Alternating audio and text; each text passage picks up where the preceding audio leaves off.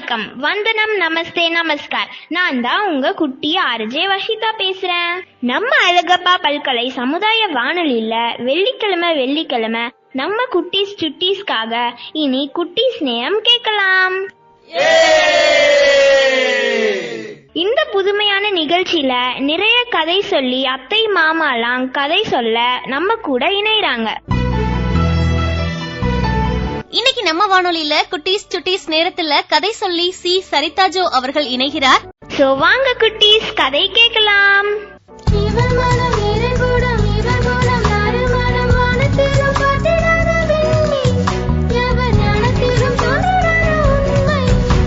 Hi குட்டீஸ், எல்லாருக்கும் சரிதா அத்தையின் அன்பு வணக்கம்.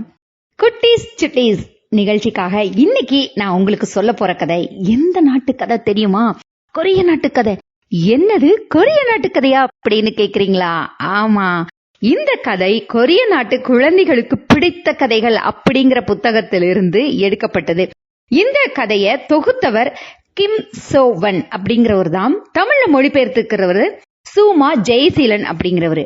இன்னைக்கு நம்ம கொரிய நாட்டு கதைக்குள்ள போக போறோம். கதைக்குள்ள போலாமா? இந்த கதையோட தலைப்பு கதைப்பை.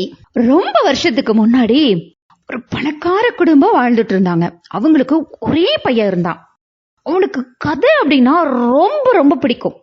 எப்பெல்லாம் புதுசா ஒருத்தரை பாக்குறாரோ அப்பெல்லாம் எனக்கு வித்தியாசமான கதை சொல்லுங்க, எனக்கு இன்னொரு கதை சொல்லுங்க, எனக்கு இப்படி கதை சொல்லுங்கன்னு அவங்கள தொந்தரவு பண்ணிக்கிட்டே இருப்பான். அவங்களும் இவனோட தொந்தரவு தாங்காம ஒன்னா அவங்களுக்கு தெரிஞ்ச கதையை சொல்லுவாங்க, இல்லைன்னா அவங்களே கதை உருவாக்கி சொல்ல ஆரம்பிச்சிருவாங்க. இப்படி தான் கேட்ட கதையெல்லாம் என்ன பண்ணினாரு அவரு அப்படின்னு தெரியுமா? என்ன பண்ணாருன்னா, தன்னோட இடுப்புல ஒரு பெல்ட் ஒன்னு கட்டியிருப்பார். அந்த பெல்ட்ல ஒரு பேக் ஒன்னு, ஒரு பை ஒன்னு தொங்க விட்டுருக்காரு. அந்த பையுக்குள்ள கேட்ட கதையெல்லாம் போட்டு போட்டு வைக்கிறாரு. ஒரு கட்டத்துல அந்த பை நிறைஞ்சிருச்சு. அதுக்கப்புறம் அந்த பையில அமுக்கி அமுக்கி அமுக்கி அமுக்கி அமுக்கி கதைகளை போட்டு வச்சுட்டே இருக்கிறாரு. அதற்கப்புறம் அந்த பைய நல்லா டைட்டா கட்டிட்டாரு. ஏன்னா கதைகள்ல வெளியில ஓடக்கூடாது இல்லையா அப்படின்னு சொல்லி டைட்டா கட்டி அந்த வீட்டுல இருக்கிற சமையல் ரூம்ல கொண்டு போய் மாட்டி வச்சிருக்காரு. அவரு வளர்ந்து ரொம்ப பெரிய பையன் ஆயிட்டாரு. அவங்களுக்கு கல்யாணம் பண்ற காலம் வந்துருச்சு. ஒரு பெண்ணை தேர்ந்தெடுக்கிறாங்க. அந்த பெண்ணு தான் மனைவியா வர போறாங்க. கல்யாண ஏற்பாடெல்லாம் வெகு வேகமா போயிட்டே இருக்குது. அப்ப அந்த வீட்டுல ஒரு வயசான வேலைக்காரர் ஒருத்தர் இருக்கிறாரு. அவருக்கு கதைகளை விரும்பும் சிறுவன் சின்ன பையனா இருக்காரு இல்லையா, அப்ப இருந்தே அங்கதான் இருக்கிறாரு. அந்த குட்டி பையனுக்கு ஒரு பேர் வச்சிடலாமா? இது கொரிய நாட்டு கதையா இருந்தா கூட அந்த கதையில பேரே வரல. அதனால அந்த குட்டி பையனுக்கு எழில் அப்படின்னு பேர் வச்சிடலாம். அப்ப அந்த எழில் குட்டி பையனா இருக்கிற காலத்துல இருந்து அவர் அங்க இருக்கிறதுனால திருமணத்திற்கு எல்லா வேலையும் இவர் முட்டி மோதி எல்லாம் செஞ்சுக்கிட்டே இருக்கிறாரு. ரொம்ப சந்தோஷமா செய்யறாரு. அப்போ ஒரு நாள் சமையல் ரடையில சமையல் பண்ணிட்டு இருக்கும் போது திடீர் குச்சு குச்சு குச்சு குச்சோன்னு என்னவோ சத்தம் கேக்குது. யாரோ ரகசியமா காதுல பேசுற மாதிரி கேக்குது. இவர் அப்படியே மெதுவா போறாரு, எங்கெங்கயோ தடவை. கடைசியில பார்த்தா அந்த பையுக்குள்ள இருந்து சத்தம் வருது. யாரு? எழில் வச்சிருந்தாரு இல்லையா சின்ன பையன்ல, அந்த பைய. அப்புறம் அதை கண்டுபிடிச்சிடறாரு. இவர் கண்டுபிடிச்சு அப்படியே மெதுவா போறாரு. அப்போ ஒரு குரல் கேக்குது. எல்லாரும் கேளுங்க, இந்த பையனோட திருமணம் நாளைக்கு நடக்க போகுது.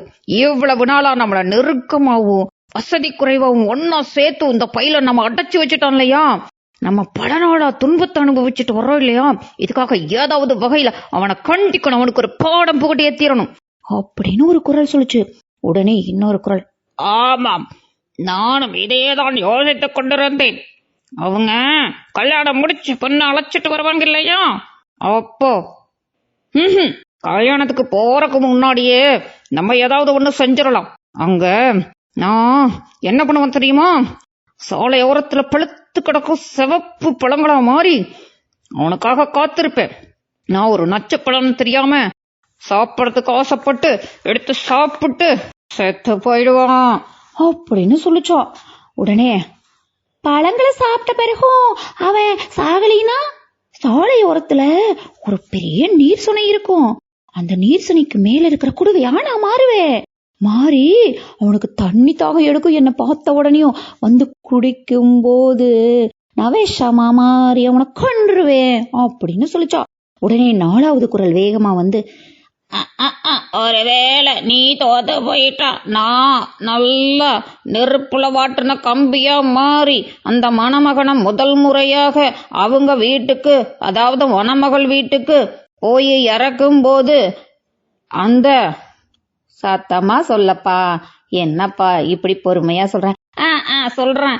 அந்த வைக்கோல் மேல காலை வைக்க சொல்லுவாங்க இல்லையா, அப்போ நான் என்ன பண்ணுவேன் தெரியுமா? அடியில போய் உட்காந்துக்குவேன். என் மேல காலை வச்சா அவனுக்கு என்ன ஆகும், நல்லா சூடாகி பழுத்து கால் வெந்து போயிடும் அப்படின்னு சொல்லிச்சா. அதுக்கு அடுத்தது ஒரு குரல் சொல்லிச்சான், அதுவும் தோல்வியில முடிஞ்சுட்டா நான் ஒரு நச்சு பாம்பா மாறி, அந்த மெல்லிசா ஒல்லியா இருக்கிற நச்சு பாம்பா மாறி அவங்க 2 பேரும் தூங்கிட்டு இருக்கிற அறைக்குள்ள போய் ஒளிஞ்சுக்குவேன், அதுக்கப்புறம் உங்களுக்கு கிடைச்சிடுவேன் அப்படின்னு சொல்லிச்சா. இதெல்லாம் கேட்டுக்கிட்டு இருந்த வேலைக்காரரு ரொம்ப எச்சரிக்கை ஆயிட்டாரு. இது ரொம்ப பயங்கரமானதாச்சே, எப்படியாவது அந்த பையனை காப்பாத்தி ஆகணுமே அப்படின்னு சொல்லிட்டு யோசனை பண்றாரு. ஐடியா அப்படின்னு ஐடியா வந்துருச்சு அவருக்கு. அடுத்த நாள் காலையில இந்த கல்யாண வேலைகள் நடந்துட்டு இருக்கும் போது மணமகனை அங்க கூட்டிட்டு போறதுக்கான வேலையெல்லாம் நடக்குது. அப்போ அந்த குதிரையை நான் தான் ஓட்டுவேன் அப்படின்னு சொல்லி இந்த வேலைக்காரர் போய் நின்றாரு. அவங்க வீட்டுல இருக்கிற எல்லாரும் சொல்லியும் கூட அவர் கேட்கல.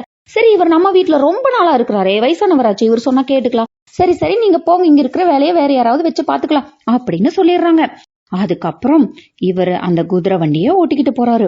போற வழியில நல்ல செவச்சவன்னம் அப்படியே சிவப்பு நிறத்துல அந்த பழம் ஒண்ணு அங்க காய்ச்சி தொங்குது.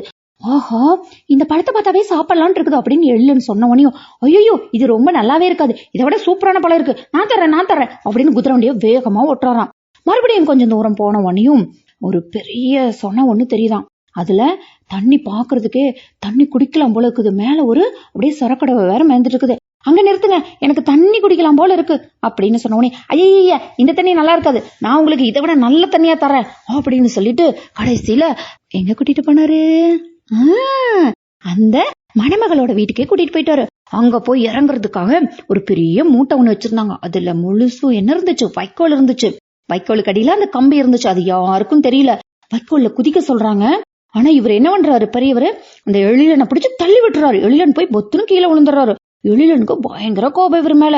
ஆனாலும் என்ன கூடவே வளர்த்தாரு இல்லையா, ஏன் இப்படி பண்ணீங்க அப்படின்னு சொல்லி கேட்டதோ, இல்ல நான் உன் மேல என்னவோ ஒட்டி இருந்துச்சு, அதைத்தான் தட்டி விட்டேன், என்ன மன்னிச்சுக்கோ தம்பி அப்படின்னதையும், சரி பரவாயில்ல விடுங்க, ஆனாலும் நான் இவங்க முன்னாடி அவமானப்பட்டுட்டேன் அப்படின்னு சொல்லிட்டு சரி வயசானவராச்சேன்னு அவரும் விட்டாரு. அதுக்கப்புறம் கல்யாணம் எல்லாம் தடபுடலாம் நடந்து முடிஞ்சு அந்த அன்னைக்கு மணமகளும் ஒரு அறைக்குள்ள போறாங்க. அப்போ இவர் தட கதவை தட்டுனதும் அவங்க ஓடி வந்து பயந்துட்டு திறக்கிறாங்க. தம்பி, நீங்க 2 பேரும் வெளியில போங்க அப்படின்னு சொல்லிட்டு படுக்கை அறைய தூக்கி பார்த்தா அதுல முழுசு பாம்பு அப்படியே நெளிஞ்சிட்டு இருக்குது. எல்லா பாம்பையும் அப்படியே அடிச்சு துரத்துறாரு. எல்லா பாம்பும் ஓடிடுது. அப்புறம் மறுபடியும் தான் மெதுவா மூச்சு விட தொடங்குறாரு. அப்பதான் நடந்தது எல்லாத்துக்கிட்டையும் சொல்றாரு.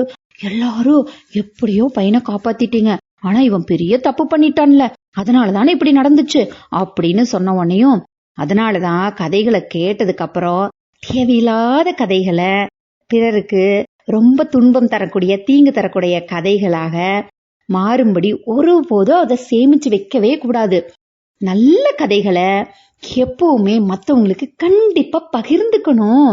இது வழியாதான் கதைகள் ஒருத்தர்கிட்ட இருந்து மற்றொருத்தருங்க கிட்ட போகும். எவ்வளவு பேரால முடியுமோ அவ்வளவு பேரால கதைகளை கடத்தினாதான் கதைகளை கேட்டு எல்லாரும் அனுபவிப்பாங்க அப்படின்னு சொல்லி அந்த தாத்தா சொன்னாராம். சொன்ன உடனேயும் எல்லாரும் அங்க இருக்கிற எல்லாரும் என்ன சொல்லிருப்பாங்க, ஆமா நாங்க இனிமேலு கதை கேட்டோம்னா அதை யார்கிட்டயாவது சொல்லிடுவோம் அப்படின்னு சொன்னாங்க. என்ன குட்டீஸ், நீங்களும் சொல்லிடுவீங்களா? இந்த கதைய யார்கிட்ட சொல்ல போறீங்க? ஓகே சரி தாத்தா, இதோட இன்னைக்கு இந்த கதையை முடிச்சுக்கிற. திரும்பவும் அடுத்த கதையோட வர. பை குட்டீஸ். தேங்க்யூ அத்தை. நம்ம எல்லாரும் தொடர்ந்து இணைந்திருப்பது அழகப்பா பல்கலை சமுதாய வானொலி. இது காரைக்குடியின் முதல் வானொலி. இன்னைக்கு நம்ம வானொலியில குட்டீஸ் சுட்டீஸ் நேரத்துல சரிதாஜோ அவர்கள் பகிர்ந்த கதையை கேட்டு ரசிச்சோம். இந்த நிகழ்ச்சி நேயர்களாகிய அனைவருக்கும் ரொம்ப பிடிச்சிருக்கும் நாங்க நம்புறோம். இந்த நிகழ்ச்சி பற்றிய கருத்துக்கள், பின்னூட்டங்கள் நீங்க பகிர விரும்புனீங்கன்னா மறக்காம நம்ம அழகப்பா பல்கலை சமுதாய வானொலியின் மின்னஞ்சல் முகவரிக்கு உங்களுடைய கருத்துக்களை அனுப்புங்க. com radio@alagappauniversity.ac.in. நன்றி நேயர்களே. இந்த நிகழ்ச்சியை நீங்க அழகப்பா பல்கலை சமுதாய வானொலி மற்றும் அழகப்பா பல்கலைக்கழகத்தின் இன்டர்நெட் ரேடியோ, ஸ்பாட்டிஃபை, கூகுள் பாட்காஸ்ட்லயுமே கேட்டு ரசிக்கலாம்.